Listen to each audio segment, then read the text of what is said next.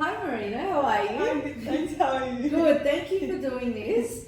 I've just got a few questions to ask you, but before I ask you any questions, can you just tell everyone what your role is here at Securecorp? Yeah, sure. So I do HR recruitment.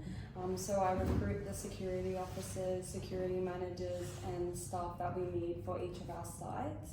And then I help with some HR stuff with my HR manager. Wow, Yeah. you must be dealing with a lot of people, a lot of CVs you're reading. 100%. There you go.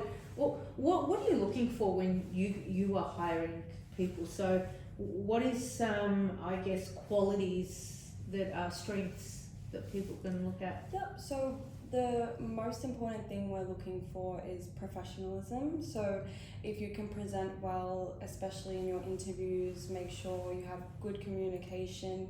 We also need people who can have verbal and written experience as well, because we have a lot of incident reports on sites that you have to do. What else? Experience is a really good thing that we're looking for as well, depending on the role. Yeah. We do take greener security officers with event works because that's quite easy and that can get your foot into the door. But for example, with control room operators, we're looking for experience in the software systems and experience with CCTV cameras, etc. Yep. Yeah. All right, perfect. And also, what does the onboarding process look like for new security officers? So I know that a lot of the time, a lot of our students will ask us, where can we find work, and they scan that QR code in our office. What happens from that point? So when they're applying? Yep, so when someone applies, we'll first do a phone screen if we feel like they would be suitable based off their resume. Yeah. And then after that phone screen, if they're successful for the next stage, it will be interview stage. They'll either have an interview on site or a Teams meeting with the business manager. After the interviews, some will go straight through to being successful and having a contract. Some other sites will go for a secondary interview, and then sometimes a client catch up, so it just depends what site it is for. And then after, if you're successful for the position, you'll get your contract. But first you'll need to send me through some legal documents, so your security license, your first aid and CPR certificate. Some of our positions need working with children's check, RSA certificates as well. And then we'll need, sometimes we'll need vaccination proof for some sites, like our pharmaceutical sites.